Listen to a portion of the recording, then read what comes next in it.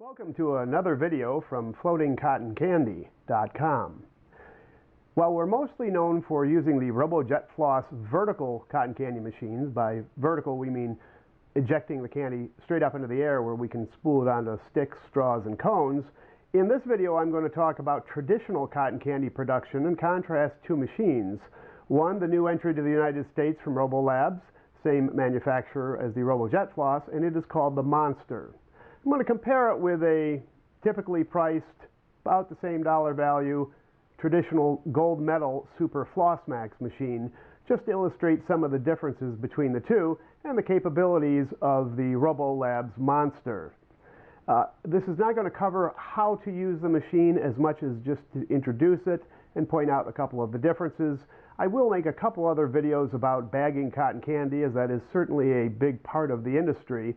It's not one that I take part in a lot, however. The Robo JetFloss, if you've watched the other videos, really kind of blows the old concept away in terms of making an impression on the customer and generating the sales.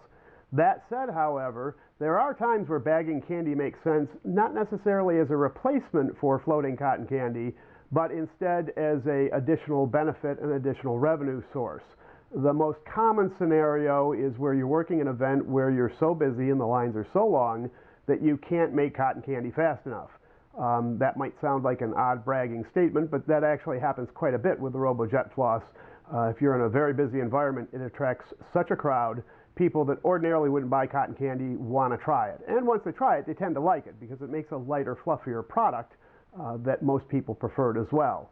But forgetting all of that, to compare these two machines, I'm going to do close-ups and just a few side-by-side.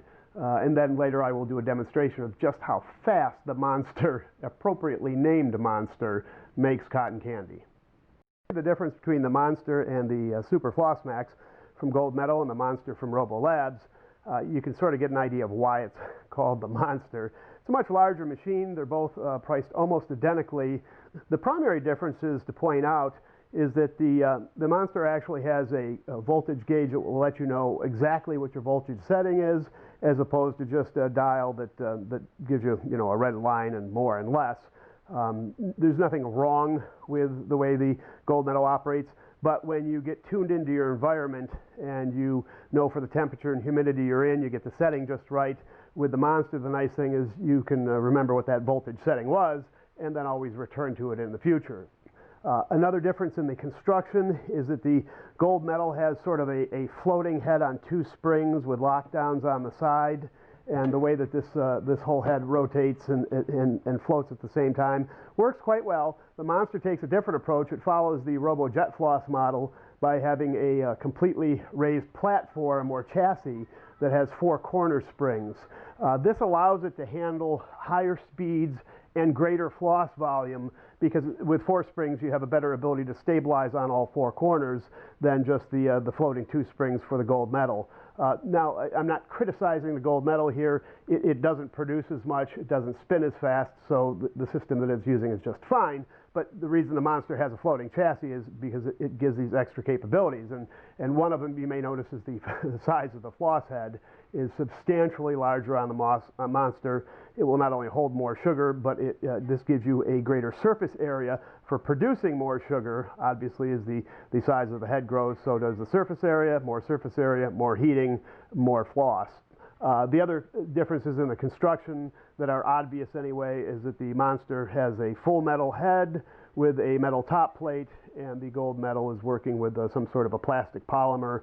Again, not a criticism here, but obviously less expensive to manufacture the Gold Medal, and not quite what I would call a commercial level machine, although many people use it for that. Again, at the same price point, the Monster really is a much greater value. If you look at Gold Medals that are higher in price, you'll get better construction, but then your price does in fact get quite a bit higher. So aside from the way the chassis works, the size of the bowl, the amount of sugar it holds, and the fact that we're working with metal versus some sort of a polymer plastic, there's actually another really key difference. Actually, there's two key differences that allow the Monster to truly shine, and I'm going to go to another close-up of the Monster head with the lid removed so that you can actually see that difference. I'm not going to take apart the Gold Medal, but you can look up its parts and components online to see exactly what I'm about to display and how it's different. So as I move to a close-up of the monster, you can see I've already removed the 4 top screws so I can remove the lid. Again, this is solid aluminum, very durable quality construction obviously, and it also will retain heat quite well. Looking at the inside, this is the real big difference here. You've got a fine mesh screen surrounded in a wire cage, and this key component here is a solid core heating element. If you look inside of a Floss Max, you're going to see that they use sort of a thin, easily broken, fragile, I believe they call it a ribbon. And it makes cotton candy fine, but it doesn't compete with the monster in terms of the quality of the engineering or the durability. And you'll certainly see the volume output is something close to insane when you run a monster at full voltage. And voltage is the other thing we have to talk about with the monster. Since it was designed primarily for the European market, it runs on 220, and I'll explain to you how we work with that here in the States. All right, in order to show you the output capability of the monster, I'm going to do 2 separate views. The first, I'm just going to start making cotton candy and then throwing the servings out so you can see how quickly it's produced in terms of output. And then the second thing I'm going to do is show you a close-up so you can actually watch, and seeing is believing. So I've turned the heat on, I've turned it up most all of the way, and at this point I should tell you it makes it faster than one person can bag it. So you're either going to throw it into a bin and then bag it after a batch, or you're going to have somebody help. And actually while I was talking, it started producing. So this is the rate of production of this machine. I should note that I ordinarily wouldn't work with it this high up in the air. It actually slows me as a human down, but I wanted to make sure you could get a view of it on the video screen. So when we talk about monster production, you could be looking at up to 15 pounds of sugar floss being burned per hour. It's going to depend on a couple of variables, and I will do a video just on making bagged cotton candy later, give you a few tips on increasing your production, but this is kind of the rate that we're going to produce at. I can fill, and I mean pack fill, what's called a stadium cotton candy bag in 45 seconds, because it just keeps making and making and making. Now, you'll also notice that I prefer to use what they call a plastic bubble, and for obvious reasons, it keeps some of the cotton candy from flying around the environment. And that should probably give you a pretty good idea, now that it's fully warmed up. I mean, as soon as I drop a serving, or if you're filling bags, part of a serving, it's ready for me to spin up another one. And I'll put like 4 of these in a bag, and I've timed it more than once. 4 of these spooled up balls, 45 seconds. I should also note that I'm working with a plastic straw, not a paper cone. When I'm bagging, I find that handy for a couple reasons. One, it's easy to scrape the serving off, but I want to make it clear to you that the size of what I'm dropping off is not because it's on a big paper cone where the top is quite thick. This is just a plastic straw, so that's all cotton candy. So I'll go ahead and stop this process, and then I'll start up with a close-up for you so you can actually see the production in real time. Actually, I thought I'd do a little zoom in so you can see the pile of cotton candy that was produced just during that short demonstration. And next, I'll clean the bowl, start fresh, so you can see it from ground zero and watch actually produced in the bowl itself to get an idea of how much faster it is than anything else out there at its price point. All right, so for the second view of the machine producing floss, as I promised, I do a close-up head-on view so you can see how quickly this bowl is going to fill. And that's pretty quick. So I'm going to try and drag this out as one big serving rather than rolling it up. I'll stick it in the bucket and let it refill so you can watch it go through a cycle or two. This is fast cotton candy. Now, keep in mind that you may not want to make it this fast. If you're working solo, this might be hard to bag. And ordinarily I would roll up and scoop the floss out before it fills the whole bowl. I tend to like to dual roll, pull off a small ball at a time.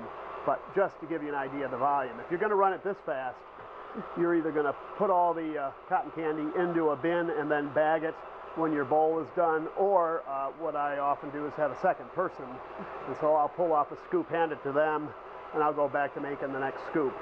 So here's how I ordinarily do it. I'll roll one up, pull it off, hand it to them, roll one up, because I can't bag it as fast as it can make it. But keep in mind, you can turn the temperature down. You don't have to make it at its highest possible rate. If you've got two people, or if you really want to get your cotton candy made fast, no reason not to, but I have had people see the machine and think, well, how am I going to keep up with it? And that's the value to having the voltage regulator dial at the front, because I'm going to turn the heat off. I don't want to make any more right now. That should be a demonstrative enough. But I have had people look at the production of this and say, well, geez, you know, we can't even keep up with the machine. Maybe we don't want to buy it. And the reality, of course, is you don't have to make it at full capacity. I prefer to, because that's my goal, is to make as much cotton candy for bagging as quickly as I can. But you won't be able to, well, I don't want to speak for everyone. I have a hard time imagining anyone will keep up with this rate of production working by themselves and bagging at the same time. As fast as it makes it, like I say, I'll throw it into a really big tub. When the sugar is down or when the tub's full, then I'll take a moment and bag it all up, or work with a second person, pull the balls off, hand them to them, let them do the bagging. And that's where I find that I can make a really packed bag in 45 seconds or less. So to summarize, the Robolabs Monster machine is a very well-built commercial production machine. Differences between it and the Super Floss Max, which are essentially priced the same. You've got metal construction of the floss head. You've got metal construction of the surrounding diffuser. You've got a solid heating coil inside rather than thin wires and what I think they call a ribbon. You also have a larger size of surface area for preparing cotton candy much faster, as I think the video makes it pretty clear. There's nothing else like it in this price range. The four-spring chassis makes the machine stabilize and run very balanced very quickly, very well. The plastic bowl is, for some people, it takes them a minute to get used to the idea, but actually tends to work out better for professional cotton candy production. It doesn't absorb heat, both from ambient temperature and if you're working somewhere where sunlight is penetrating. Having a cooler bowl means that your floss doesn't get very dense and sticky and doesn't melt the same. Basically, you get a better product. And then the one sort of downside or limitation for many people is the fact, however, that this is a 220-volt machine. If you don't have 220 at your location, or if you want to travel with it and you just can't know for sure ahead of time, the answer is to get yourself a step-up transformer. Again, I've got a 5,000 kilowatt version from Amazon for about $150. I do have 220 at my location, so it's not necessary that I own this for producing at my own place of business. However, if you want to travel, again, you just never know for sure that somebody will have 220 available. So for $150, it's pocket change in terms of the number of servings you can produce. I'll finish with the reminder, in case this is the first video or the only video you've seen from floatingcottoncandy.com, is that bag candy in traditional horizontal production machines is not really the wave of the future. It's the history. It's not very exciting, but it does make for easy bagging. And the only reason that I have interest in it myself is for when I'm doing events that are simply too busy, or where having a really large serving on a stick of big fluffy cotton candy may not be what the customer wants. I mostly see that in terms of events where people, football games, sporting events, carnivals, things where people don't want to carry a big stick around. Maybe it's raining, maybe it's windy, maybe there's a lot of bugs. But I would say 90% of the bags I sell are for people that are headed home and, and they don't want a big floating cotton candy in their car. Right or wrong, they're worried about it getting all over the place. So it's pretty common for them to pick up a couple bags on the way home. Kids can eat it in the car, or they can eat it when they get home. It travels well. And so that is an advantage to bagged candy, and why, even though the floating cotton candy is really the future of cotton candy, it's certainly more fun, more entertaining, fluffier, lighter, tastes better. You still often are going to want a bagged product, or you're leaving profits on the table. I've done events where as much as 20 or 25% of my sales are bag candy, even though it is the floating cotton candy that generates the attention, builds the line, builds the crowds, brings people over. I would never sell bag candy alone, simply because it doesn't draw a crowd. It's not exciting, it's not interesting. But there are, as I say, there's money to be left on the table, especially if you're at a very busy event where people don't want to wait in line, or where they're going to be really mobile, leaving to go in the car, or where the inclement weather might mean it'd be hard to eat a floating cotton candy serving. You can still use the Robo JetFloss to attract the attention, bring them to the booth, and 20–25% on many days will actually still buy the bag candy. Sometimes they'll buy both. They'll buy a floating cotton candy for enjoyment right now, and then the bag cotton candy to have later. So bag still has a place. I don't think it will ever be replaced, but I only use it in conjunction with floating cotton candy. That doesn't mean that there might not be people watching this video that have no interest in floating cotton candy for one reason or another, and they don't want to deviate from that.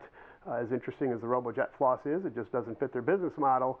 And for them, of course, this is an ideal machine as well, because it just makes cotton candy faster than anything else I've seen, certainly at the price range of a Super Floss Max.